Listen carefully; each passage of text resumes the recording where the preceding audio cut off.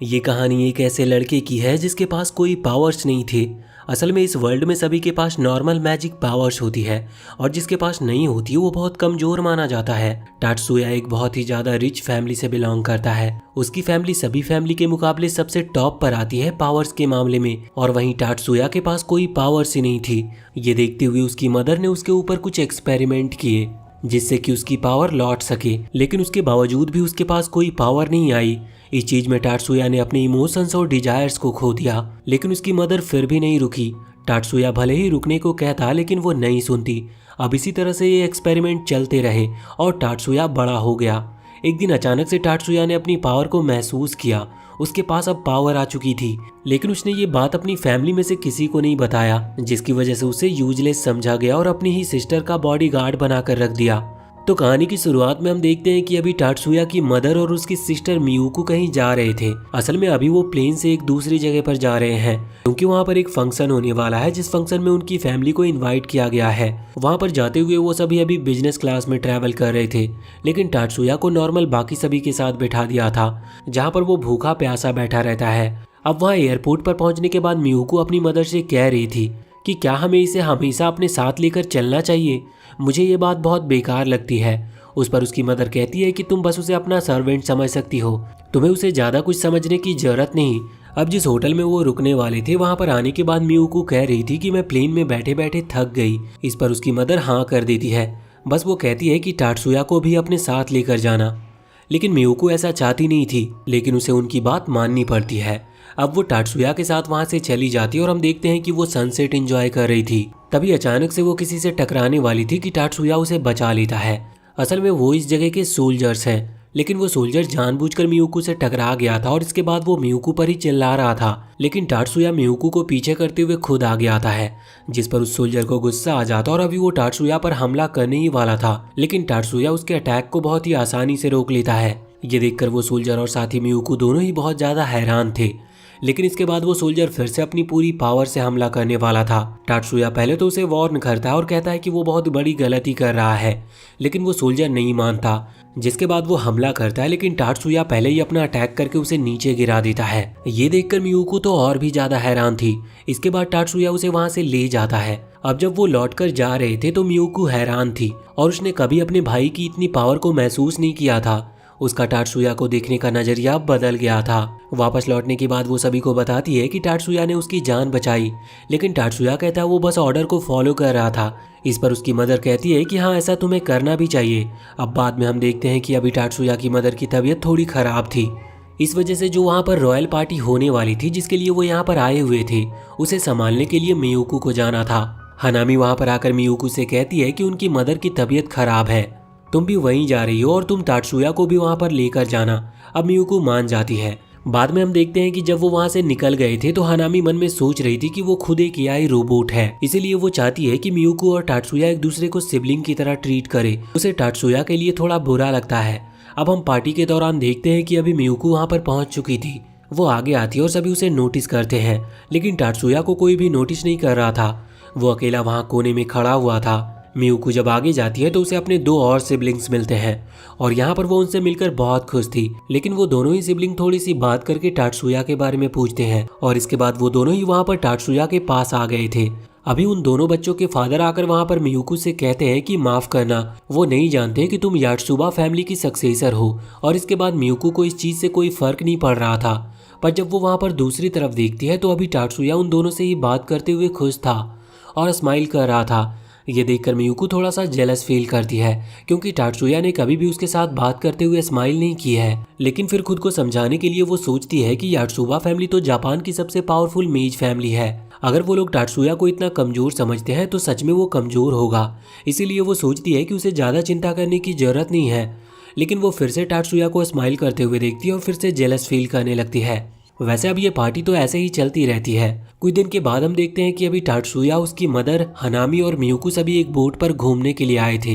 घूमते वक्त वो लोग फोटो ले रहे थे। मियुको कहती है कि उसे टाटसुया के साथ एक फोटो लेनी है, लेकिन टाटसुया पहले अपनी मदर से परमिशन लेता है और उसके बाद ही वो फोटो खींचते हैं। तभी अचानक से बोट की स्पीड बहुत तेज होने लगी थी और उसका ब्रेक भी फेल होने लगा था। साथ ही साथ अभी उनकी तरफ कुछ मिसाइल्स भी आ रही थी जो कि पता नहीं किसने चलाई थी। पर उन्हें देखकर टाटसुया तुरंत ही हाथ आगे करता और टाइम को स्लो कर देता है, जिसके बाद उसने उन मिसाइल को वहां पानी के अंदर डिस्ट्रॉय कर दिया था। ये देखकर मियुको समझ गई थी कि यह टाटसुया की पावर है, लेकिन वो बहुत ही ज्यादा हैरान थी कि टाटसुया अपनी पावर को अपने आप ही यूज कैसे कर सकता है, क्योंकि इस वर्ल्ड में मैजिक पावर का यूज करना इतना आसान भी नहीं था। उसके लिए भी कई गैजेट्स लगते हैं, साथ ही साथ बहुत ही ज्यादा कंट्रोल होना चाहिए। वैसे बाद में हम देखते हैं कि जब वो घर पर आते हैं तो वहाँ पर आर्मी कमांडर आया हुआ था। वो कह रहा था कि उन्हें इस चीज का नहीं पता कि आखिर वो मिसाइल चलाए किसने थे, मगर वो उसकी पूरी रिसर्च कर रहे हैं। पर तभी टाटसुया की मदर कहती है कि कोई जरूरत नहीं, वैसे भी वो हमें लगी नहीं। उसके बाद जब वो आर्मी कमांडर वहाँ से जाने लगा था तो उसे पता चलता है कि उसके जूनियर्स ने मियुको को परेशान किया था और टाटसुया ने उन्हें हरा दिया था। इस पर वो पहले तो टाटसुया और मियुको से उन सोल्जर्स के लिए माफी मांगता है और इसके बाद टाटसुया से कहता है कि अगर वो चाहे तो उनकी ट्रेनिंग कैंप में स्पेयर के लिए वो आ सकता है, और स्पेयर का मतलब उनकी ट्रेनिंग के लिए। असल में बाकी सभी टाटसुया को याटसुबा फैमिली का एक मेंबर समझते हैं, इस वजह से वो जानते हैं कि टाटसुया स्ट्रांग होगा, इसीलिए वो उसे ट्रेनिंग के लिए बुला रहे थे। अब टाटसुया तो इसके बारे में सोच भी नहीं रहा था, लेकिन उसकी मदर कहती है कि उसे वहां पर जाना चाहिए, क्योंकि वैसे भी वो घर पर रह जाता है और उसे कुछ आता भी नहीं, तो इससे वो थोड़ा फाइट करना भी सीख लेगा।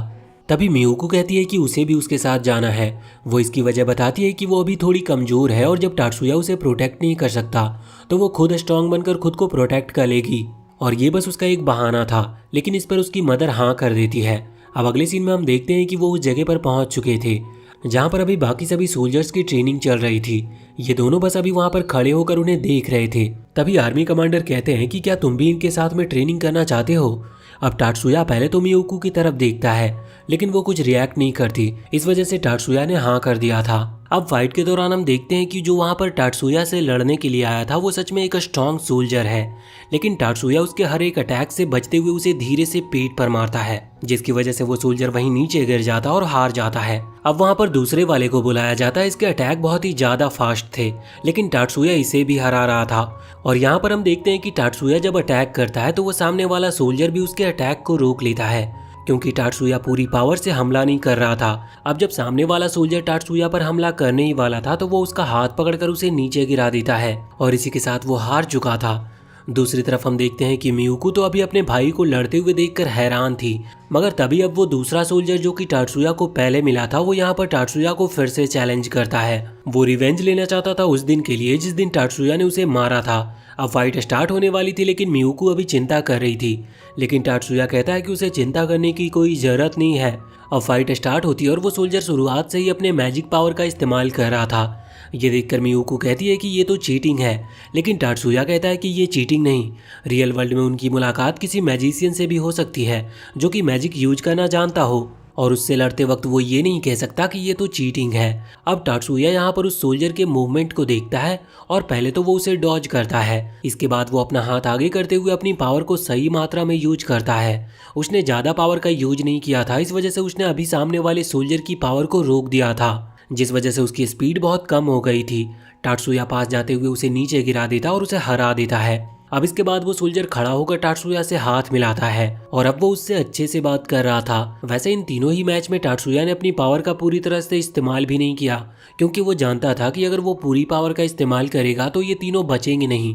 वैसे यहाँ पर वो सोल्जर अपना नाम डैनी बताता है और अब वो टाटसुया का दोस्त भी बन चुका था। वैसे बाद में हम देखते हैं कि जब टाटसुया और मियुको दोनों ही वापस घर आ गए थे तभी अचानक से न्यूज में बताया जाता है कि उनके आइलैंड का डिफेंस बैरियर वीक पड़ने लगा है। इसका मतलब कभी भी हमला हो सकता है, इस वजह से जितने भी लोग उस आइलैंड पर हैं उन्हें यहाँ से चले जाना चाहिए। अब ये लोग भी प्लानिंग कर रहे थे यहाँ से निकलने की। वैसे तभी टाटसुया की मदर को एक कॉल आता है जो कि उसकी बहन का था। वो कह रही थी कि तुम्हें टाटसुया के ऊपर से वो स्पेल हटा देना चाहिए जो कि उसके पावर को कंप्रेस करता है। सीधी भाषा में कहें तो यहाँ पर वो टाटसुया के ऊपर उस स्पेल को हटाने को कह रही थी, जिससे कि टाटसुया अपनी पूरी पावर का इस्तेमाल कर सके। वैसे असल में ये टाटसुया की मदर की ट्विन सिस्टर है। अगले सीन में हम देखते हैं कि ये वहाँ से निकलने के लिए अभी एक शेल्टर के पास गए थे, क्योंकि सिचुएशन बिगड़ने लगी थी और यहाँ से निकलने का इतना टाइम ही नहीं है। शेल्टर के वहाँ पर हमें पता चलता है कि अभी ये जो इनका स्पेशल गार्ड है वो डैनी होने वाला है, और उसके साथ ही वहाँ पर और भी कई सारे गार्ड्स थे। इन्हें शेल्टर के अंदर रखा जाता है जहाँ पर और भी कई फैमिलीज थी। वैसे अभी सभी को थोड़ा अजीब महसूस हो रहा था, और वहीं टाटसुया को अचानक से गन की आवाज आती है जो कि इतनी दूर से आ रही थी कि बाकियों ने उसे सुना नहीं था। वो नीचे हाथ लगाते हुए महसूस करता है कि असल में इस जगह पर मैजिक यूज किया गया है जो कि उनकी पावर को एब्जॉर्ब करता है, जिस वजह से वो अपनी पावर का पूरी तरह से इस्तेमाल नहीं कर सकते। अब वो इस बारे में जानने के लिए बाहर जाने वाला था, इतने में ही उसकी मदर अपनी पावर से टाटसुया के ऊपर से उस स्पेल को हटा देती है जो कि उसके पावर को कम कर रहा था। इसके बाद अब वो बाहर आकर देखता है बाहर सिचुएशन थोड़ी खराब थी। हम अंदर आते हैं तो देखते हैं कि अभी एक सोल्जर की टीम वहां पर आ गई थी। वो सभी से कह रही थी कि सभी को उनके साथ चलना है क्योंकि वो शेल्टर खाली करने वाले हैं, लेकिन इस पर टाटसुया की मदर कहती है कि अभी वो बाकी सभी को ले जाए, उन्हें सबसे आखिरी में ले जाए क्योंकि टाटसुया अभी बाहर गया है।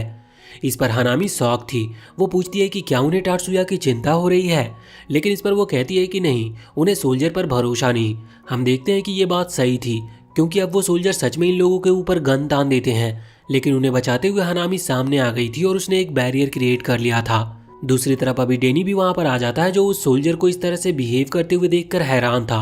वो उन्हें समझाता है पर वो कहते हैं कि डेनी बहुत ज़्यादा पावरफुल है और उन्हें कभी उतनी इज्जत नहीं मिली, इस वजह से वो उनका साथ नहीं देते। पर डेनी उन्हें समझा रहा था कि देखो, तुम्हें ऐसा करने की जरूरत नहीं है, ये बहुत बड़ी गलती हो सकती है और आखिर में तुम्हें कुछ हासिल नहीं होगा।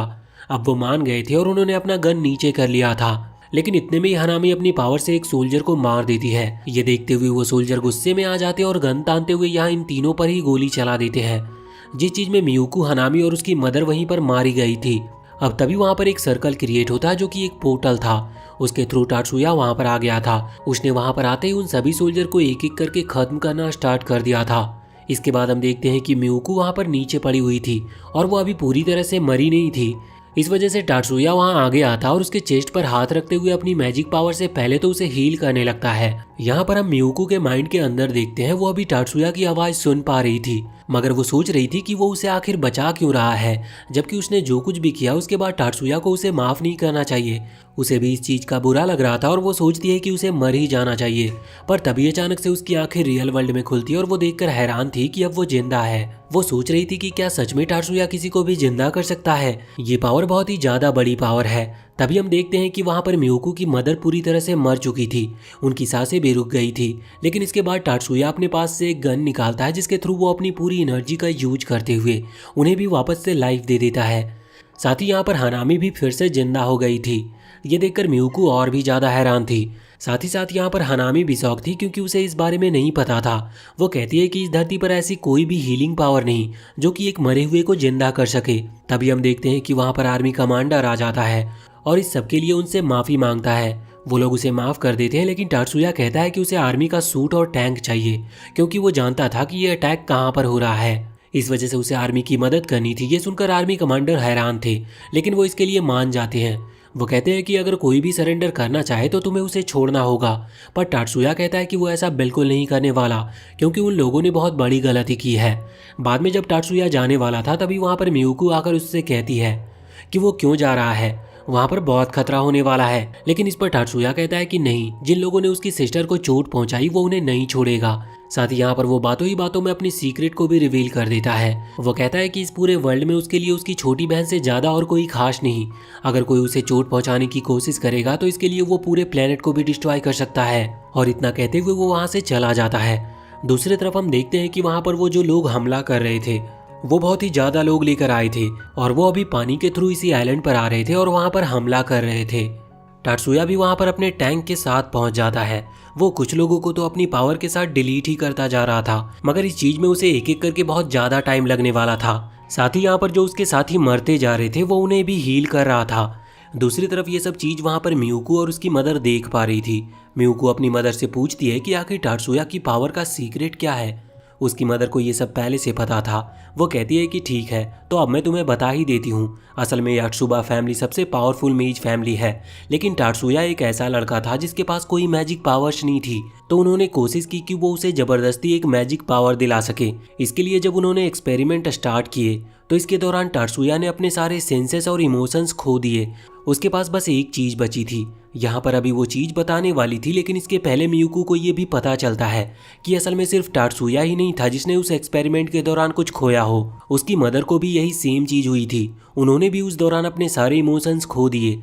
यहाँ पर मियुको को जानने को मिलता है कि टाटसुया के पास अब सिर्फ एक ही इमोशन बचा है, जो था उसकी बहन के लिए उसका प्यार। इसीलिए वो उसकी सिस्टर के लिए कुछ भी कर सकता है और उसी चीज का बदला लेने के लिए अभी वो उन लोगों पर हमला करने के लिए गया है। अब ये सुनकर मियूको को और ज़्यादा बुरा लगने लगता है और अब यहाँ पर उसे डबल बुरा इस चीज़ से भी लग रहा था क्योंकि उसकी मदर के पास इमोशंस नहीं है। तो अगर वो टात्सुया को इस तरह से ट्रीट करती है तो ये नॉर्मल सी बात है, लेकिन मियूको के पास तो इमोशंस हैं, फिर आखिर वो उसे इस तरह से क्यों ट्रीट करती थी जबकि टात्सुया हमेशा से उसकी हर बात मानता आया है।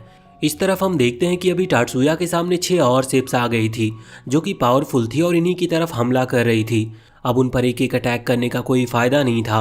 टात्सुया को जो भी अटैक करना होगा वो इतना पावरफुल होना चाहिए कि जिसकी वजह से ये 6 के 6 शिप्स खत्म हो सके। टात्सुया को उसके लिए टाइम लगेगा, वो टाइम मांगता है और अपने अटैक का यूज करने लगता है। उसके लिए उसे बहुत ज़्यादा मेजरमेंट करने की जरूरत थी कि उसे ये अटैक कहाँ पर करना है। दूसरी तरफ हम देखते हैं कि जब ये चीज़ हनामी देखती है तो वो टात्सुया की मदर से कहती है कि क्या वो टात्सुया की मदद करने जाए। इस पर टात्सुया की मदर कहती है कि ये उसकी मर्जी है, अगर वो जाना चाहती है तो जा सकती है, वो इस पर कुछ नहीं कह सकती। अब अगले सीन में हम देखते हैं कि वहाँ जब टात्सुया उस अटैक के लिए मेजरमेंट कर रहा था तब वो 6 शिप्स यहाँ इनके ऊपर हमला करती है। बाकी गार्ड्स उन्हें रोकने की कोशिश कर रहे थे पर वो ज़्यादा देर तक उसे रोक नहीं सकते थे।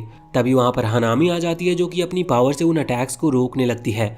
कुछ देर तो वो उन अटैक्स को रोकने में कामयाब रहती है क्योंकि उसने बैरियर का यूज किया था, लेकिन इस बैरियर को बनाने में उसकी पूरी एनर्जी खत्म हो चुकी थी और वो खुद भी एक एआई रोबोट है, इस वजह से जल्दी वो पूरी तरह से खत्म होने वाली थी।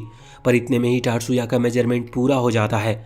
इसके बाद वो अपना अटैक का यूज करता और फिर वहाँ पर एक बहुत ही ज़्यादा तेज ब्लास्ट होता है। ये ब्लास्ट इतना ज़्यादा तेज था कि वो 6 शिप्स और साथ ही साथ बाकी जो सोल्जर नॉर्मल शिप्स पर थे वो सभी वहाँ पर मारे गए थे और एक बहुत बड़ी पानी की वेव इनकी तरफ आ रही थी, पर ये किसी तरह से वहाँ से भागते हुए बच जाते हैं। बाद में हमें ये भी पता चलता है कि अब हनामी नहीं बचने वाली क्योंकि उसने अपनी एनर्जी का ज़्यादा यूज कर लिया था। वैसे दिक्कत की बात नहीं थी, टात्सुया उसे फिर से हील कर सकता है, इसका मतलब वो उसे ठीक कर सकता था, पर हनामी इसके लिए मना कर देती है। वो कहती है कि वो एक एआई रोबोट है, उसे हमेशा ऑर्डर मानने पड़ते हैं और वो हमेशा दूसरे की मर्जी से जीती रही, जबकि वो ऐसा नहीं करना चाहती थी। अब वो मरने वाली है और ये उसकी खुद की मर्जी होने वाली है, इसीलिए वो टात्सुया से कहती है कि वो उसे ठीक ना करे, जिस पर टात्सुया भी उसकी बात मान जाता है। इसके बाद अब सीन चेंज होता है और हमें जानने को मिलता है कि अब पूरे 3 साल बीत चुके हैं इस इंसिडेंट को और अब टात्सुया और मियूको दोनों ही मैजिक हाई स्कूल ज्वाइन करने वाले हैं। आज स्कूल का पहला दिन था। टात्सुया जब वहाँ पर पहुँचता है तो उसे सबसे पहले एक लड़की मिलती है, इसका नाम मायूमी है और असल में यह स्टूडेंट काउंसिल की प्रेसिडेंट है। वो वहाँ पर टात्सुया को कहती है कि तुम न्यू स्टूडेंट हो, अगर तुम्हें कोई भी हेल्प चाहिए तो तुम मुझसे कह सकते हो। टात्सुया उसे थैंक यू कहता है। वैसे वो नोटिस करता है कि मायूमी के पास सीएडी डिवाइस है। ये वही डिवाइस है जो कि मैजिक को यूज करने के लिए इस्तेमाल किया जाता है। वो समझ गया था कि ये कोई ऑर्डिनरी पर्सन तो नहीं है, इस वजह से टात्सुया कहता है कि मुझे कोई हेल्प नहीं चाहिए। अब जब वो वहाँ हाई स्कूल के अंदर की तरफ आता है तो यहाँ पर वो देखता है कि अभी कई सारे न्यू स्टूडेंट ज्वाइन हुए थे, इसीलिए 2 अलग अलग जगह बांटी गई थी। असल में यहाँ पर एंट्रेंस सेरेमनी हो रही है, तो आगे जो बच्चे बैठे हैं वो अच्छी फैमिली से बिलोंग करते हैं और उन्हें आगे बैठाने को कहा गया था, और पीछे जो बैठे थे वो नए स्टूडेंट हैं, या ऐसे कह लो कि वो कमजोर हैं या फिर ज़्यादा रिच फैमिली से बिलोंग नहीं करते। टात्सुया जानता है कि उसे कहाँ बैठना चाहिए, इस वजह से वो सबसे लास्ट में जाकर बैठ जाता है। अब तभी वहाँ पर एक लड़की आती है और वो बताती है कि उसका नाम मिजुकी है और वो उसके बगल में बैठ गई थी। साथ ही यहाँ पर मिजुकी की दोस्त भी आ गई थी जिसका नाम था एरिका। इसके बाद वहाँ सामने स्पीच देने के लिए मियूको आती है। अब बाद में हम देखते हैं कि रात में जब मियूको टात्सुया के लिए कुछ खाना बना रही थी तब उसे बहुत गुस्सा आ रहा था क्योंकि टात्सुया ने सक्सेसफुली हाई स्कूल ज्वाइन कर लिया, यानी कि उसे वहाँ पर एडमिशन मिल गई, जो कि इतना आसान भी नहीं था। लेकिन फिर भी उनकी फैमिली में से किसी ने भी उसे कॉन्ग्रेचुलेशन नहीं कहा। अब गुस्से की वजह से उसकी जो पावर है यानी कि आइस मैजिक पावर वो अपने आप ही रिलीज हो रही थी, पर टात्सुया वहाँ पर आकर उससे कहता है कि उसे इस चीज़ पर गुस्सा होने की जरूरत नहीं। अब बाद में हम देखते हैं कि अब सुबह हो चुकी थी। वो दोनों ही वहाँ से ट्रेनिंग ग्राउंड की तरफ दौड़ते हुए जा रहे थे। जब वो वहाँ पर पहुँचते हैं तो वहाँ के जो फाइटर्स थे वो टात्सुया पर हमला कर देते हैं और ये सब ट्रेनिंग का हिस्सा था। टात्सुया भी उनसे लड़ने लगा था और वो धीरे धीरे सभी को हराता जा रहा था। यहाँ पर मियूको बस उसे खड़े होकर देख रही थी। तभी उनके जो सेंसी होने वाले हैं वो यहाँ पर आते हैं और उनके इरादे थोड़े ठीक नहीं लग रहे थे। इस वजह से टात्सुया बाकी लोगों को हराते हुए यहाँ पर आकर सेंसी से फाइट करने के लिए आ जाता है। टात्सुया की जो किक थी वो बहुत ही ज़्यादा ताकतवर थी, पर सेंसी उसे रोक लेते हैं और यहाँ पर अब वो टात्सुया से थोड़े सीरियस होकर फाइट करने लगे थे। टाटसुया भी उनसे फाइट करते वक्त थोड़ा सा शॉक था, क्योंकि सेंसेई भले ही उम्र में ज्यादा नहीं लगते लेकिन वो बहुत ही ज्यादा ताकतवर है। और आखिर में टाटसुया बहुत ही ज्यादा थक गया था, जिसके बाद सेंसी रुकते हैं और कहते हैं कि आज की ट्रेनिंग हमें यहीं पर रोकनी चाहिए। इसके बाद ये सीन चेंज होता है और हम देखते हैं कि टाटसुया अभी अपने क्लास में था। यहाँ पर जब वो कंप्यूटर में टाइपिंग कर रहा था तो यहाँ पर एरिका और मिजुकी उसे देख रहे थे। वो कह रहे थे कि टाटसुया कंप्यूटर चलाने में बहुत अच्छा है। तभी वहाँ पर हम एक लियो नाम के लड़के को देखते हैं। ये यहाँ पर टाटसुया की टाइपिंग स्पीड को देखकर बहुत ही ज्यादा हैरान था। वो कहता है कि तुम सच में कंप्यूटर चलाने में बहुत अच्छे हो। वो अपनी पावर बताता है। वो असल में रीइंफोर्समेंट मैजिक पावर ओन करता है। यहाँ पर वो टाटसुया की पावर के बारे में भी पूछ रहा था, लेकिन टाटसुया कहता है कि उसके पास ऐसी कोई खास मैजिक पावर नहीं है।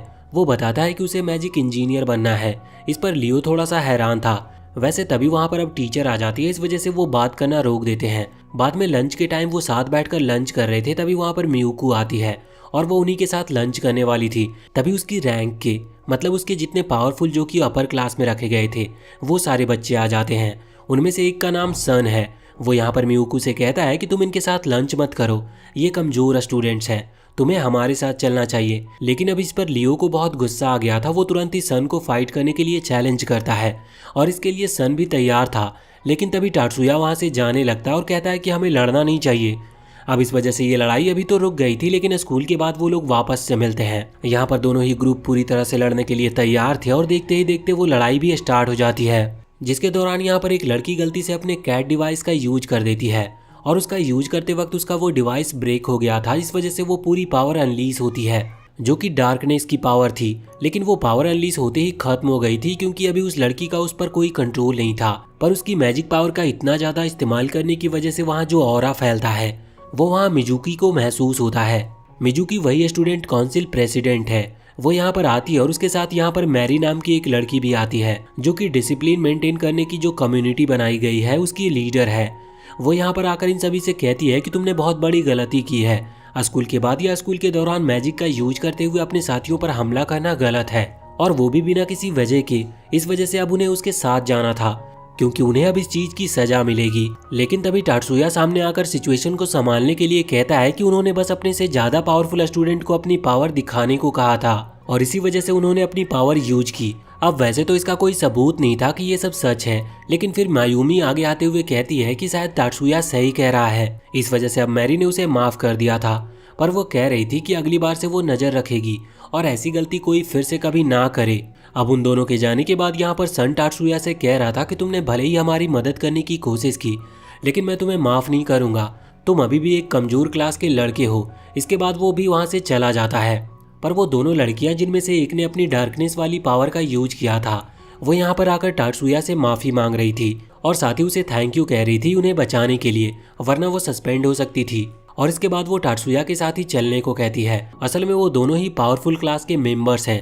इसके बाद हम देखते हैं कि जब रास्ते में वो जा रहे थे तो यहाँ पर एरिका मियुको से पूछती है कि आखिर उसके पास जो कैट डिवाइस है वो मॉडिफाई किस तरह से होता है। तो वो बताती है कि सारा काम टाटसुया संभालता है, वही उसके कैट डिवाइस को मॉडिफाई करता है और स्ट्रॉन्ग बनाता है। अब एरिका यहाँ कह रही थी कि क्या टाटसुया उसके कैट डिवाइस को भी ठीक कर सकता है, मतलब और ज्यादा अपग्रेड कर सकता है, लेकिन इस पर टाटसुया मना कर देता है। अब अगले दिन हम देखते हैं कि जब वो वापस से स्कूल आ रहे थे तभी मायूमी वहाँ पर आती है और उन्हें रोककर कहती है कि उसे कुछ जरूरी बात करनी है, इसीलिए वो लंच में उनसे मिले। अब लंच के दौरान हम देखते हैं कि मायूमी बता रही थी कि उनके स्टूडेंट काउंसिल में एक पोजीशन खाली है, इस वजह से वो यहाँ पर मियुको को इन्वाइट करती है। पर इस पर मियुको कहती है कि टाटसुया उससे ज्यादा टैलेंटेड है, इसीलिए उसे ही ये पोजीशन मिलनी चाहिए। लेकिन अभी सिचुएशन और जरूरत को देखते हुए मियुको को उसके लिए सेलेक्ट किया गया था। वैसे तभी मैरी कहती है कि उनके डिसिप्लिन कम्युनिटी में भी एक पोस्ट खाली है, जिसके लिए टाटसुया अप्लाई कर सकता है। इसके बाद हम देखते हैं कि अभी वो लोग अपनी एबिलिटी को चेक करने के लिए गए थे। वहाँ उन्हें एक चीज पर अपनी एनर्जी डालनी थी। वो चीज अपनी जगह से मूव करेगी और उसकी जो स्पीड है उससे पता चलेगा कि इन लोगों के पास अपनी मैजिक की एनर्जी कितनी है। एरिका यहाँ पर सबसे पहले कोशिश करती है, उसकी एनर्जी फिर भी ठीक थी, पर टाटसुया जब कोशिश करता है तो वो जो चीज थी वो बहुत स्लो मूव करती है। इस वजह से टाटसुया खुद से सोच रहा था कि सच में वो बहुत ज्यादा कमजोर है और उसकी मैजिक पावर सबसे बहुत कम है। वो शाम के समय जब वहाँ काउंसिल हॉल में जा रहा था तो सोच रहा था कि उसे डिसिप्लिन कम्युनिटी में ज्वाइन नहीं होना चाहिए, उसे इसके लिए मना कर देना चाहिए। अब जब वो वहाँ पहुँचते हैं तो उनकी मुलाकात होती है स्टूडेंट काउंसिल की वाइस प्रेसिडेंट जायाबू से। ये लड़का टाटसुया को बिल्कुल पसंद नहीं कर रहा था। वो तुरंत ही आगे आता और टाटसुया को इग्नोर करते हुए मियुकू को हेलो कहता है। मियुकू को भी ये लड़का बिल्कुल पसंद नहीं आया था, लेकिन अब वो स्टूडेंट काउंसिल का वाइस प्रेसिडेंट है, इस वजह से वो भी उसे हेलो कहती है। अब वहाँ पर मैरी कह रही थी कि वो लोग टाटसुया को डिसिप्लिन कम्युनिटी में ज्वाइन करवाने वाले हैं, लेकिन ये सुनते ही जायाबू चिल्लाकर कहता है कि टाटसुया इतना कमजोर है, उसे डिसिप्लिन कम्युनिटी में रखने की कोई जरूरत नहीं। इस पर मियुकू को गुस्सा आ गया था। वो गुस्से में कहती है कि टाटसुया को जितना स्कोर आया था वो उस स्कोर से ज्यादा ताकतवर है, इसीलिए उसे कमजोर नहीं समझना चाहिए। लेकिन अब जायाबू कुछ कह नहीं पा रहा था। फिर टाटसुया हाथ से उसे रोकते हुए कहता है कि अगर तुम चाहो तो तुम मुझसे फाइट कर सकते हो, इससे तुम्हें पता चल जाएगा कि मैं यहाँ पर इस कम्युनिटी में ज्वाइन होने के लायक हूँ या नहीं। अब स्कूल पूरा होने के बाद टाटसुया और जायाबू दोनों आमने सामने थे और वो लड़ने वाले थे। यहाँ पर जायाबू बहुत ही ज्यादा कॉन्फिडेंट लग रहा था, क्योंकि उसके पास जो कैट डिवाइस है वो असल में उसकी पावर को डबल कर देता है और वो जानता था कि टाटसुया कितना कमजोर है, वो उसे आराम से हरा देगा। पर अब जब फाइट स्टार्ट होती है और जैसे ही जायाबू अपने कैट डिवाइस को एक्टिवेट करता है, इतने में ही वो डिवाइस काम करना बंद कर देता है और जायाबू हार जाता है। ये गेम शुरू होने से पहले ही खत्म हो चुका था, इस वजह से बाकी सभी बहुत ही ज्यादा हैरान लग रहे थे। साथ ही साथ यहाँ पर टाटसुया जायाबू के पीछे आकर खड़ा था और ये सब इतनी जल्दी हुआ कि किसी को कुछ दिखाई तक नहीं दिया। टाटसुया यहाँ पर जीत गया था, मगर बाद में वो लोग उससे पूछते हैं कि आखिर उसने कौन सी टेक्निक का यूज किया। मैरी को यहाँ पर लग रहा था कि शायद टाटसुया ने कोई मैजिक का यूज किया है जो कि उसकी एक्सेलरेशन को बढ़ाता है, पर टाटसुया बताता है कि उसने किसी भी मैजिक का यूज नहीं किया, वो बस दौड़ते हुए वहाँ पर जायाबू के पीछे आ गया था। ये करना इम्पॉसिबल था, इस वजह से यहाँ पर मायूमी कह रही थी कि ये कैसे पॉसिबल है, तो वो बताता है कि वो रोज ट्रेनिंग करता है। साथ ही यहाँ पर मियुकू भी बताती है कि वो दोनों ही निंजुत्सु मास्टर के साथ ट्रेनिंग करते हैं। लेकिन यहाँ पर मायूमी के लिए ये मानना थोड़ा मुश्किल था कि आखिर जायाबू हारा कैसे, तो इस पर टाटसुया बताता है कि उसने सियोन वेव्स का यूज किया। सियोन वेव्स असल में ब्रेन के ऊपर असर करती है, जिस वजह से जायाबू खुद के मैजिक पर कंट्रोल नहीं कर पाया और नीचे गिर गया। पर इतनी ज्यादा हाई सियोन वेव इतनी कम एज में यूज कर पाना नामुमकिन था।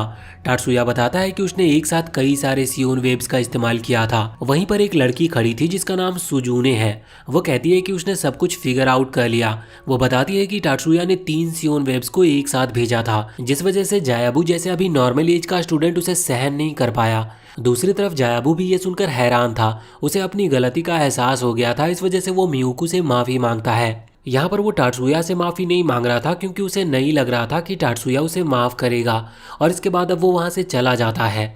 अब उसी रात हम देखते हैं कि जब टाटसुया अपने कंप्यूटर पर काम कर रहा था तभी वहाँ पर मियुकू आती है और कहती है कि क्या वो उसके कैट डिवाइस को अपग्रेड कर सकता है। उस पर टाटसुया कहता है कि हाँ, मैंने बहुत टाइम से तुम्हारे कैट डिवाइस को चेक नहीं किया।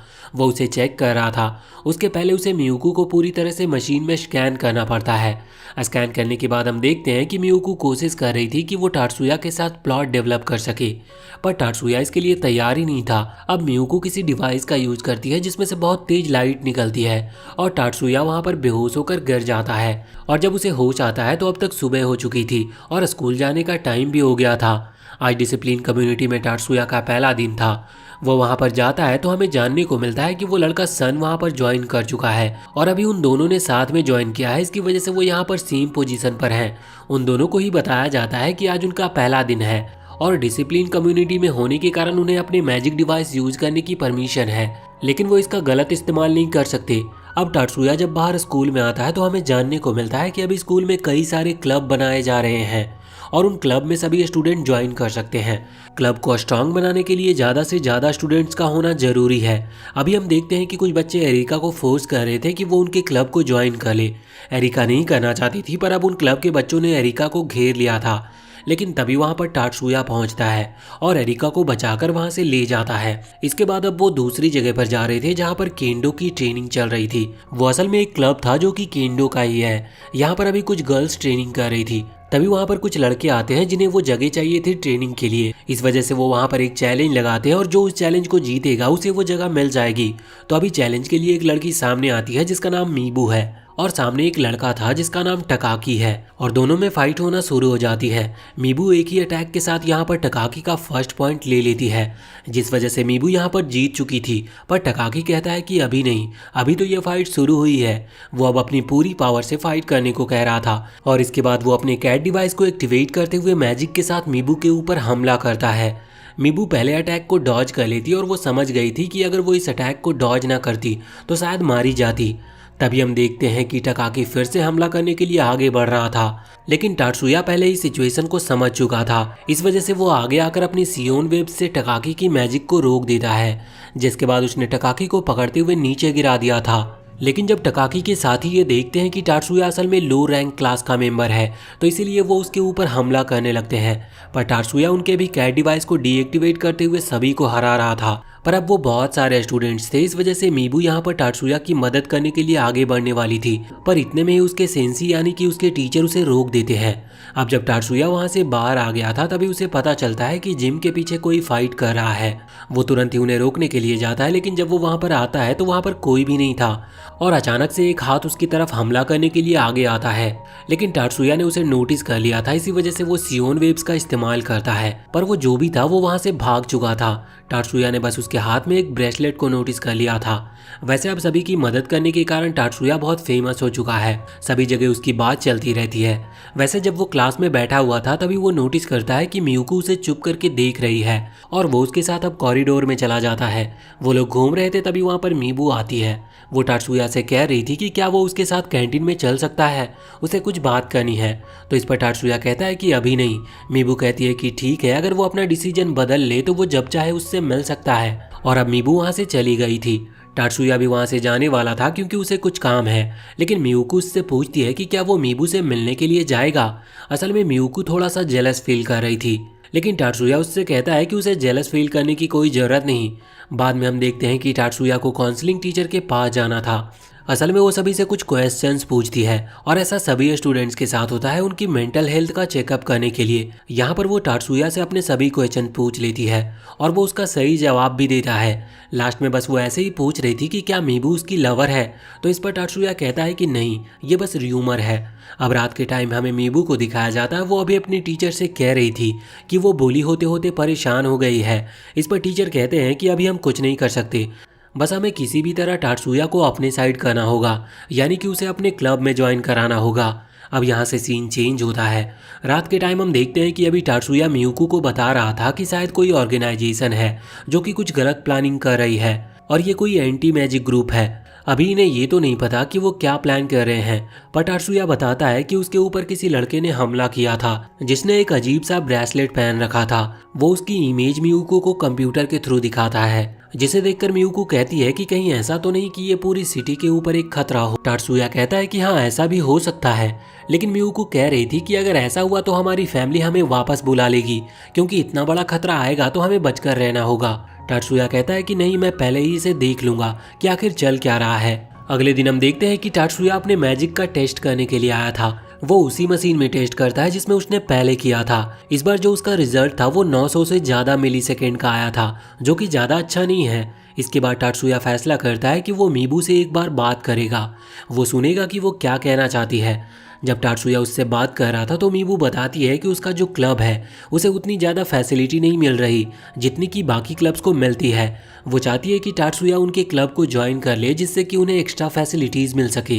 पर टाटसुया को ये बात गलत लग रही थी, क्योंकि स्टूडेंट काउंसिल ने जो डिसाइड किया है वो सही है और उनको उसी हिसाब से पर्क दी जा रही थी। अब टाटसुया उसे मना कर देता और वहाँ से चला जाता है। लेकिन उसी दिन हम देखते हैं कि मीबू का जो सीक्रेट ग्रुप है उसने स्ट्राइक कर दी थी। वो कह रहे थे कि उनकी मांगे उन्हें पूरी करनी होगी, नहीं तो वो स्कूल को तबाह कर देंगे। ये देखते हुए सभी स्टूडेंट्स डर गए थे। वैसे यहाँ पर मीबू के ग्रुप ने हर तरफ की लाइट को काट दी थी, जिस वजह से जो ऑटोमेटिक ओपन डोर थे वो ओपन नहीं हो रहे थे। लेकिन फिर टाटसुया फैसला करता है कि वो मीबू से बात करेगा। वो उसे कॉल करके कहता है कि काउंसिल तुम्हारी बात सुनने को तैयार है और हम तुम्हारी बात सुनेंगे और तुम्हें कुछ भी नहीं कहेंगे, बस बदले में तुम्हें यह स्ट्राइक बंद करनी होगी। अब मीबू मान जाती है, लेकिन बाद में सभी बच्चों को पकड़ लिया जाता है। मीबू कह रही थी कि तुमने हमें धोखा दिया, लेकिन इसी वक्त यहाँ पर मायूमी आ जाती है और वो कहती है कि हम तुम्हें धोखा नहीं दे रहे, हम तुम्हारी बात सुनेंगे। अब यहाँ पर मीबू के क्लब की प्रॉब्लम सॉल्व हो चुकी थी, पर उसी दौरान टात्सुया नोटिस करता है कि एक सीनियर लड़का भी उसी की दोस्त को अपने क्लब को ज्वाइन करने के लिए कह रहा है। वैसे टात्सुया की दोस्त ने मना कर दिया था। बाद में जब वो लड़का चला जाता है तो टात्सुया की दोस्त उसे बताती है कि असल में ये लड़का मीबू के क्लब का लीडर है, यानी कि वो मीबू का टीचर भी है। ये सुनकर टात्सुया हैरान था और वो उसके हाथ में वही ब्रेसलेट भी नोटिस करता है। वो समझ गया था कि ये वही लड़का है जिसने उसके ऊपर हमला किया था, लेकिन अभी यहाँ पर वो उसे रोकता नहीं है। हम रात का सीन देखते हैं। टात्सुया और मियुको दोनों ही अपने सेंसी के पास गए थे। वहां पर आने के बाद सेंसी जब ये बात सुनते हैं तो वो बताते हैं कि हाँ, सच में केंडो क्लब का जो कैप्टन है वो एंटी मैजिक ग्रुप का मेंबर है। वो ये भी बताते हैं कि उस कैप्टन का जो भाई है वो जापान का एक फेमस एंटी मैजिक क्लब का मेंबर है। ये सुनकर टात्सुया हैरान था। वो समझ गया था कि ये लोग इस तरह से शांत नहीं बैठेंगे, ये जरूर कुछ ना कुछ करेंगे, क्योंकि इनका प्लान अपने क्लब को बेहतर बनाना नहीं बल्कि कुछ और ही है। अगले दिन हम देखते हैं कि अभी एक डिबेट चल रही थी, और ये इसीलिए क्योंकि जो केंडो क्लब है उन्हें अपनी पर्क बढ़ाने दे। इस वजह से वो कह रहे थे कि उन्हें क्या क्या फैसिलिटी मिलनी चाहिए जो कि बाकी क्लब्स को मिलती है। पर यहाँ पर मायूमी आगे आते हुए बताती है कि जिन्हें जितनी पर्क्स मिलनी चाहिए उतनी मिल रही है।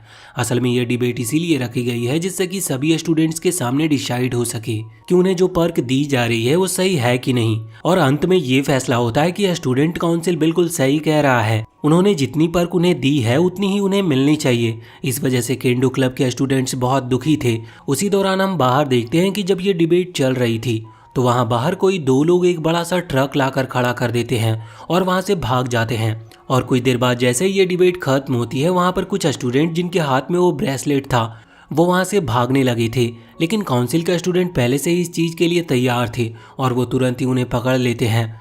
तभी खिड़कियों से कुछ स्मोक बॉटल्स अंदर की तरफ आती है, पर उन लोगों ने उन्हें भी मैजिक से बाहर की तरफ वापस फेंक दिया था। इसके बाद अब 3 लोग गन्स लेकर वहाँ उस हॉल के अंदर आ जाते हैं, पर इसके लिए भी वो तैयार थे। मैरी अपनी मैजिक पावर से उन्हें रोक देती है, जिस वजह से अब वो कुछ भी नहीं कर पाते। टात्सुया को भले ही ये बात पता नहीं थी कि इनकी अटैक करने की वजह क्या है, पर उसने बाकी चीजें सभी को बता दी थी, इसीलिए वो पहले से तैयार हैं। अब वो लोग बाहर जाते हैं जहाँ पर ज्यादा लोग गन्स लेकर तैयार थे, पर अब सभी लोग मिलकर काम कर रहे थे, इस वजह से वो लोग कुछ भी नहीं कर पाते। तभी वहाँ पर काउंसिल टीचर आती है और वो टात्सुया और बाकी सभी को बताती है कि इन लोगों का मेन मोटिव यहाँ हॉल के ऊपर हमला करना नहीं था, बल्कि यह स्कूल की लाइब्रेरी के ऊपर अटैक करने वाले हैं। और यहाँ पर उन्होंने ये हमला इसीलिए किया था जिससे कि हम डिस्ट्रैक्ट हो सके। वो यहाँ पर ये भी कह रही थी कि भले ही मीबू इनके साथ मिली है, लेकिन उसकी गलती नहीं है, क्योंकि जो उनका टीचर था यानी कि उस क्लब का लीडर वो एंटी मैजिक ग्रुप का मेंबर है। उसी ने मीबू को मैनिपुलेट करा उनके साथ मिलकर काम करने के लिए। अब टात्सुया और सभी फैसला करते हैं कि वो मीबू को बचाएंगे और ये ग्रुप जो चाहता है उसे वो करने से भी रोकेंगे। लियो कहता है कि मैं यहाँ के लोगों को संभाल लूंगा, जिसके बाद सभी वहाँ से आगे बढ़ गए थे। लियो भी सभी से अकेले लड़ रहा था। टात्सुया बताता है कि उसके पास रीइंफोर्समेंट मैजिक है, जिस वजह से उसके लिए सभी से अकेले लड़ पाना थोड़ा आसान है। उसे पता था कि वो बहुत ही जल्द उन लोगों को हरा देगा। इस वजह से वो लियो से कहता है कि वो जल्द से जल्द लाइब्रेरी में आ जाए। इन लोगों को हराकर लाइब्रेरी के बाहर पहुंचने के बाद टात्सुया अपनी पावर से स्कैन करता है कि वहां पर कौन खड़ा हुआ है, जिससे उन्हें थोड़ी आसानी हो सकती है। अब वो तुरंत ही लाइब्रेरी के अंदर आ गए थे। अंदर आने के बाद उनकी उससे फाइट होती है, लेकिन वो उन्हें हरा देते हैं और एक थोड़ा पावरफुल मेंबर वहां पर आता है। एरिका कहती है कि वो अकेले ही उससे लड़ लेगी, जिसके बाद टात्सुया और मियुको दोनों ही आगे बढ़ गए थे। मियुको टात्सुया की मदद करती है पहले आगे जाने में, उसके बाद वो अपने डिवाइस की मदद से उड़ते हुए टात्सुया के पीछे आ रही थी। अब उसी लाइब्रेरी के एक सीक्रेट रूम में हम देखते हैं कि मीबू अभी खड़े होकर सोच रही थी कि उसने जो किया वो सही था या गलत, क्योंकि उसने एंटी मैजिक ग्रुप के लीडर की मदद की है। और यहाँ पर हमें जानने को मिलता है कि असल में वो मिस्टीरियस मैन स्कूल के डेटा को चोरी करना चाहता है, और इसीलिए वो यहाँ पर लाइब्रेरी के अंदर उस डेटा को अपनी पेन ड्राइव में कॉपी कर रहे थे। पर उसी दौरान टात्सुया वहाँ पर आ जाता है और अपनी सियोन वेव की मदद से उन नेटवर्क्स को जैम कर देता है। अब उनमें से एक आदमी वहां पर टात्सुया के ऊपर हमला करने के लिए आगे बढ़ता है, लेकिन टात्सुया उसे बहुत ही जल्दी हराकर रोक दिया था। यहाँ पर मीबू ने अभी भी अपनी गलती नहीं मानी थी, लेकिन फिर मियुको जब उसे समझाती है, जिसके बाद उसे भी लग रहा था कि उसने सच में बहुत बड़ी गलती की है, पर वो गलती मानना नहीं चाहती थी। तभी अचानक से पीछे से एक और आदमी जो कि वहाँ पर डेटा चोरी कर रहा था, वो मीबू को ऑर्डर देता है हमला करने के लिए। मीबू उनकी बात मान लेती है, पर टात्सुया ने उसके अटैक को भी रोक दिया था। जिसके बाद मीबू वहाँ से भागने लगी थी। अब मियुको उसे रोकने के लिए उसका पीछा करने वाली थी, लेकिन टात्सुया उसे रोक देता है। वो कहता है कि लाइब्रेरी के बाहर एरिका है जो उसे रोक लेगी। वहाँ बाहर हम देखते हैं कि बिल्कुल ऐसा ही होता है। एरिका भी मीबू को रोक लेती है, लेकिन मीबू यहाँ पर हार मानने के लिए तैयार ही नहीं थी। उसने तलवार उठा ली थी लड़ने के लिए, लेकिन एरिका उसे बहुत ही जल्द हरा देती है और वो बताती है कि उसने मैरी के साथ ट्रेनिंग की है, जो कि उन दोनों की ही सीनियर है। यहाँ बाहर हम देखते हैं कि अभी वो केंडो ग्रुप का कैप्टन यानी कि टीचर वहाँ से भाग रहा था, लेकिन तभी उसे कुछ लोग रोक लेते हैं और पकड़ लेते हैं। अब शाम के टाइम हम देखते हैं कि मीबू को होश आ चुका था। असल में वो फाइट के दौरान बेहोश हो गई थी। होश में आने के बाद वो सभी से माफ़ी मांगती है और कहती है कि उसने बहुत बड़ी गलती कर दी। वो अकेली थी, इस वजह से वो उस टीचर की बातों में आ गई और उसने एंटी मैजिक ग्रुप को ज्वाइन कर लिया। अब ये लोग भी जानते थे कि असल में उस आदमी ने मीबू को मैनिपुलेट किया है, इस वजह से वो मीबू को माफ़ कर देते हैं। वैसे यहाँ पर मीबू अभी टात्सुया से खासकर माफ़ी मांग रही थी। टात्सुया ने भी उसे माफ़ कर दिया था। तभी वो नोटिस करते हैं कि उनकी जो काउंसिल टीचर है वो वहाँ गेट के पास खड़े होकर उन लोगों की बातें सुन रही है। वो वहाँ पर आकर बताती है कि उन्होंने एंटी मैजिक ग्रुप के लीडर के सीक्रेट हाइड आउट का पता लगा लिया है। ये सुनते ही वो सभी हैरान थे। वो फैसला करते हैं कि वो अभी वहाँ पर जाएंगे और उस लीडर को पकड़ेंगे, क्योंकि यहाँ पर सिर्फ उस लीडर के प्यादे मौजूद थे। अब टात्सुया और बाकी सभी वहाँ के लिए निकल गए थे। यहाँ पर सब नहीं आए थे, बस कुछ कुछ टात्सुया के साथ आए थे। अब उस जगह के बाहर पहुँचने के बाद टात्सुया अपनी पावर से स्कैन करता है कि यहाँ इस बिल्डिंग में सच में बहुत ज़्यादा लोग हैं। अब जब वो उस गेट के बाहर आते हैं जिसके अंदर वो लीडर था, तो वो नोटिस करते हैं कि यहाँ पर भी बहुत सारे मेंबर्स हैं और सभी के पास गन्स भी हैं, लेकिन फिर भी टात्सुया और मियुको दोनों ही अंदर आ गए थे। यहाँ पर अंदर आने के बाद अभी वो लीडर उनके ऊपर हमला नहीं करता। वो कहता है कि तुम सच में बहुत समझदार हो, जो तुमने मेरे सारे प्लान का पता लगा लिया। साथ ही यहाँ पर वो अपने ग्लासेस को हवा में फेंकता है और अपनी उस टेक्निक का यूज करता है जिस टेक्निक से उसने मीबू के माइंड को कंट्रोल किया था। और यहाँ हमें पता चलता है कि उसने अपनी बातों से मीबू को मैनिपुलेट नहीं किया था, बल्कि उसके पास एक ऐसी मैजिक पावर है जिससे कि वो किसी को भी अपने वश में कर सकता है। और यहाँ पर वो टात्सुया के ऊपर भी वही पावर का यूज कर रहा था, लेकिन वो देखता है कि उसकी पावर काम ही नहीं कर रही। उसे समझ नहीं आ रहा था कि ऐसा क्यों हो रहा है, पर अब उसके पास इसके अलावा और कोई चारा भी नहीं था, क्योंकि उसके पास सिर्फ एक ही मैजिक पावर है और अगर ये भी काम नहीं करती है तो उसे बस अब गोली चलानी होगी। वो बाकी सभी से गोली चलाने को कहता है, लेकिन इतने में ही उन सभी की गन अचानक से टूटकर नीचे गिर जाती है। ये देखकर वो और भी ज्यादा हैरान थे, इसीलिए वो वहां से भागने लगते हैं, लेकिन टात्सुया उसके पीछे जा रहा था।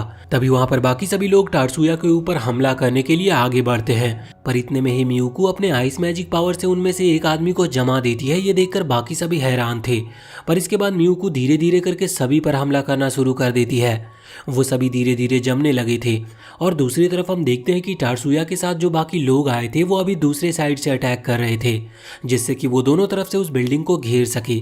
वहाँ के लोगों को भी टात्सुया का एक दोस्त संभाल रहा था। हम देखते हैं कि अब टात्सुया एक दूसरे कमरे से बाहर आ जाता है जहाँ पर वो लीडर आकर छुपा था, पर यहाँ पर फिर से बहुत सारे लोग थे। टात्सुया अंदर आते ही अपनी वही वेव छोड़ता है जिसकी वजह से सभी की वो गन्स डिस्ट्रॉय हो जाती है, लेकिन अब वो लीडर प्लानिंग के साथ खड़ा हुआ था। वो तुरंत ही अपनी जैमिंग डिवाइस का यूज करता है, जिससे टात्सुया के पास जो मैजिक पावर है वो जैम हो जाएगी। लेकिन टात्सुया के हाथ में जो गन थी वो मैजिक से नहीं चल रही थी, इस वजह से टात्सुया उसका यूज करते हुए वहां पर सभी को खत्म करता है।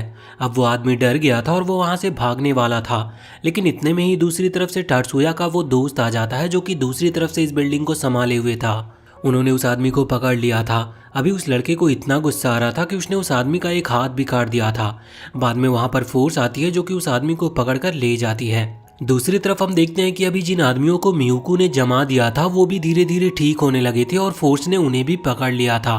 इसके बाद हम देखते हैं कि जिस हॉस्पिटल के अंदर मीबू का ट्रीटमेंट चल रहा था अब वहां से उसे डिस्चार्ज कर दिया जाता है। इसका मतलब अब वो पूरी तरह से ठीक थी। वहाँ पर मीबू के फादर भी आए हुए थे जो कि टात्सुया को थैंक यू कहते हैं, क्योंकि उन्हें भी कुछ टाइम से मीबू का बिहेवियर थोड़ा अलग लग रहा था, पर अब उन्हें वजह पता चल चुकी थी और अब मीबू ठीक है, इसीलिए वो भी खुश थे।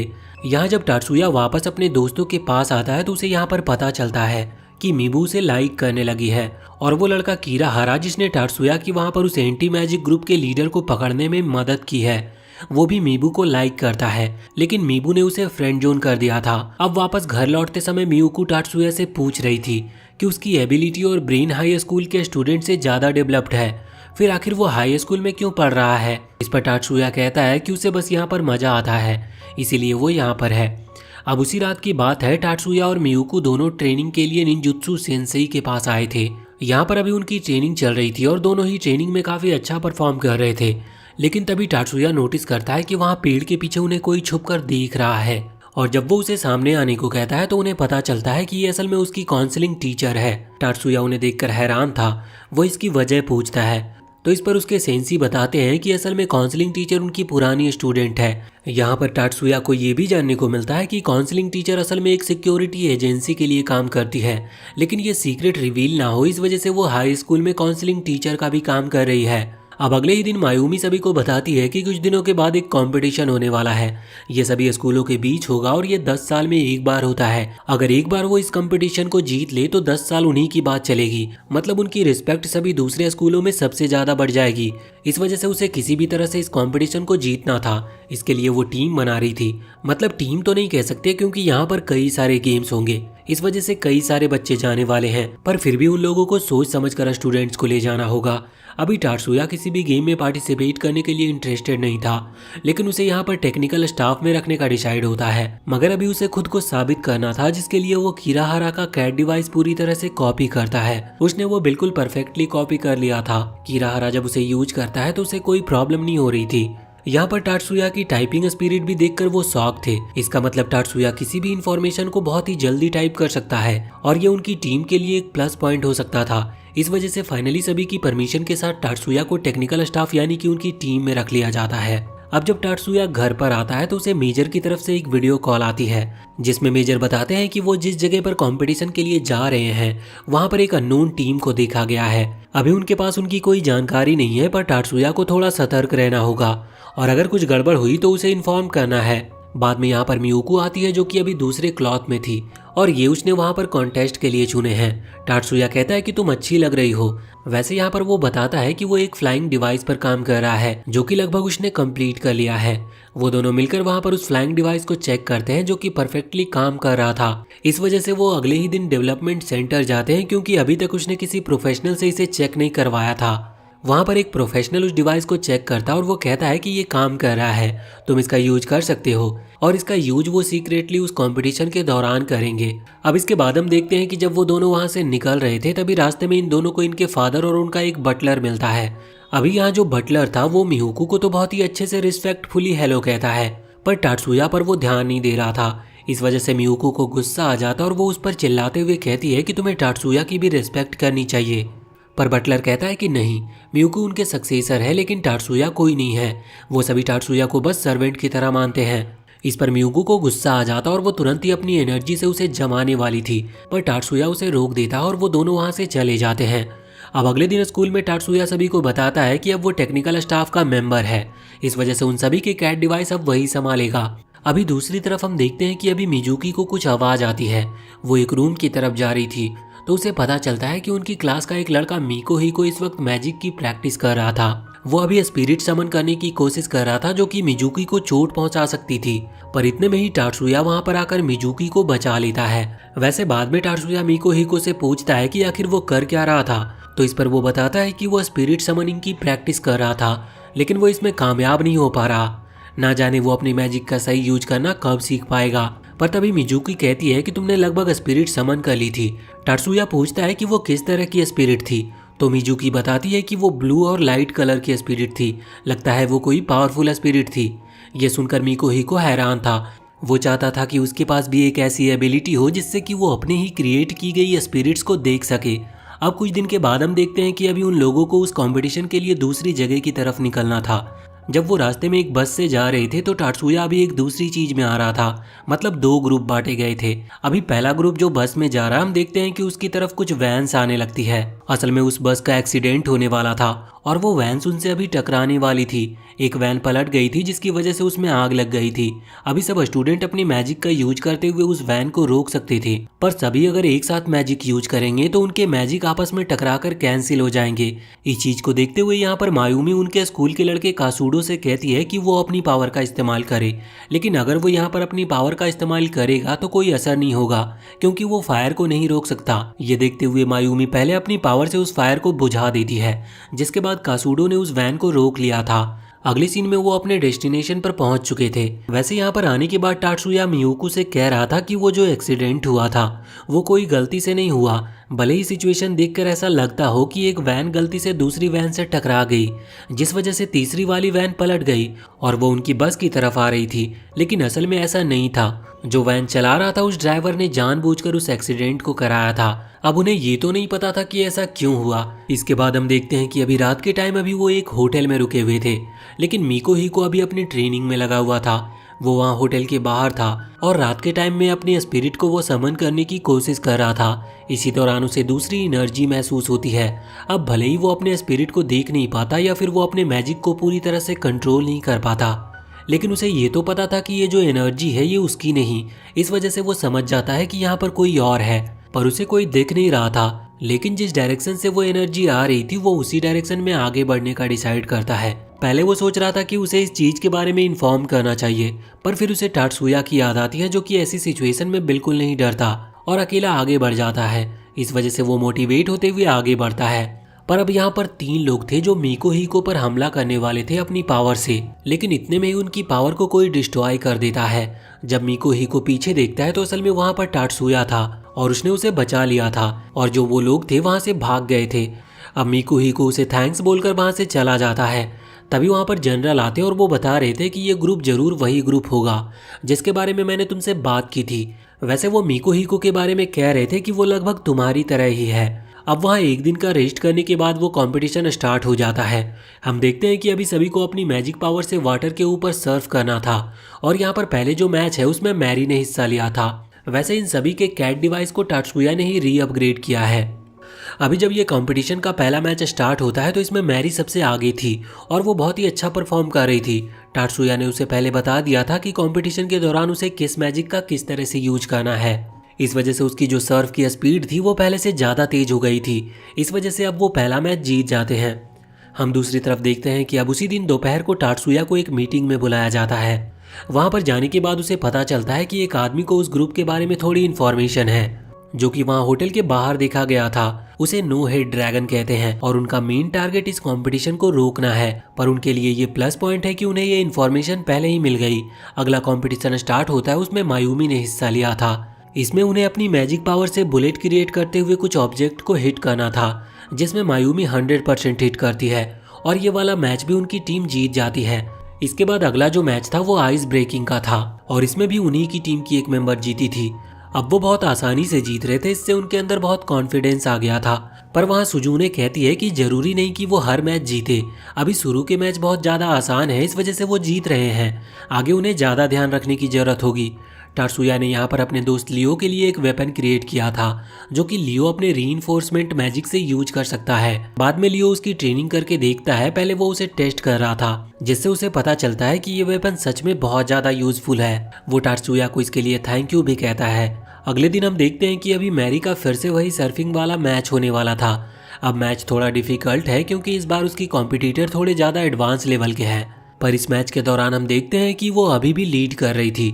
तभी एक लड़की अपने सर्फ बोर्ड पर से फिसल जाती है, जिस वजह से वो सर्फ बोर्ड सीधा मैरी की तरफ आता है। मैरी ने लगभग उसे डॉज कर ही लिया था, लेकिन इतने में मैरी का सर्फ बोर्ड भी पानी के अंदर गिरने लगता है। ऐसा लग रहा था जैसे उसका बैलेंस बिगड़ गया और बाद में वो पानी के अंदर गिर जाती है, जिससे वो मैच हार जाती है और उसे हॉस्पिटल भी जाना पड़ता है। और वहाँ जाकर हम देखते हैं कि उसे इतनी चोट लगी है कि वो अपना अगला मैच भी नहीं खेल पाएगी।